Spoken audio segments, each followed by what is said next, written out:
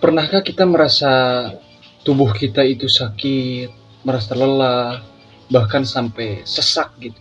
Padahal dari hasil pemeriksaan medis itu menunjukkan bahwa tubuh kita itu baik-baik saja. Tapi rasa sakit itu benar-benar nyata, nggak dibuat-buat gitu. Cuman susah dijelaskan secara medis, secara fisik gitu. Nah, lalu muncul pertanyaan yang sangat-sangat mendasar, jika tubuh kita itu atau tubuh saya itu sehat, kenapa saya tetap merasa sakit? Nah, disinilah kita mulai memahami konsep psikosomatik, sebuah konsep yang menjadi jembatan antara ilmu medis modern dan tasawuf medis. Cuman susah dijelaskan secara medis, secara fisik gitu. Nah, lalu muncul pertanyaan yang sangat-sangat mendasar, jika tubuh kita itu atau tubuh saya itu sehat, kenapa saya tetap merasa sakit? Nah, disinilah kita mulai memahami konsep psikosomatik, sebuah konsep yang menjadi jembatan antara ilmu medis modern dan tasawuf medis. Dalam tasawuf, tubuh itu bukan hanya benda biologis, melainkan cermin dari kondisi batin manusia. Dalam dunia medis, psikosomatik dipahami sebagai kondisi ketika faktor psikologis seperti stres, kecemasan, dan tekanan emosional itu mempengaruhi atau memperburuk kondisi fisik seseorang. Beberapa gangguan psikosomatik yang sering ditemukan itu seperti gangguan lambung, sakit kepala tegang, terus hipertensi, terus gangguan tidur, dan juga nyeri dada tanpa sebab organik gitu. Ilmu kedokteran modern menjelaskan bahwa stres berkepanjangan itu akan mempengaruhi sistem saraf, sistem hormon, dan sistem kekebalan tubuh. Artinya, kesehatan mental dan fisik itu tidak pernah benar-benar terpisah. Dalam pandangan Islam, manusia itu dipahami sebagai makhluk yang utuh, ada jasad, akal, dan ruh. Pandangan ini ditegaskan oleh para pemikir Islam bahwa kesehatan yang sejati itu tidak hanya diukur dari tubuh yang kuat, melainkan dari jiwa yang seimbang. Penyakit dalam Islam tidak selalu dipahami sebagai hukuman ya, melainkan bisa menjadi ujian, peringatan, atau bahkan sarana penyucian diri.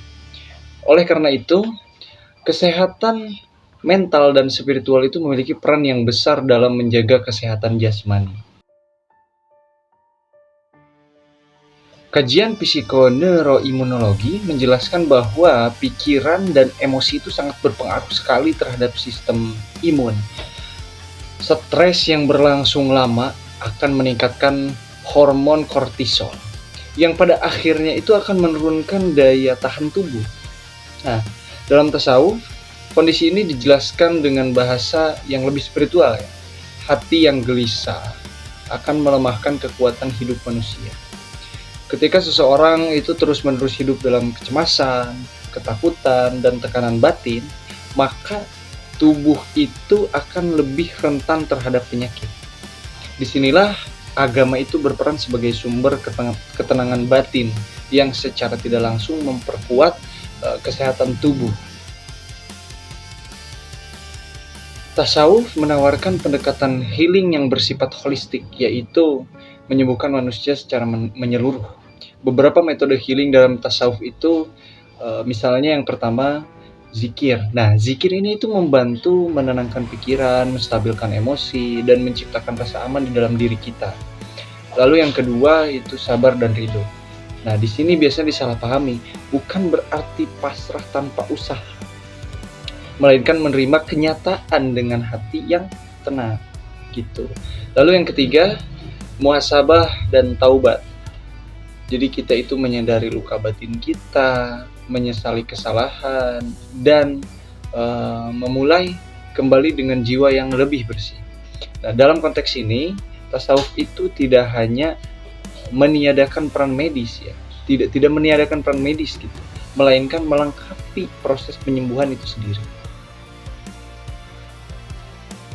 Psikoterapi sufistik itu merupakan bentuk terapi yang memadukan pendekatan psikologi dengan nilai-nilai spiritual Islam.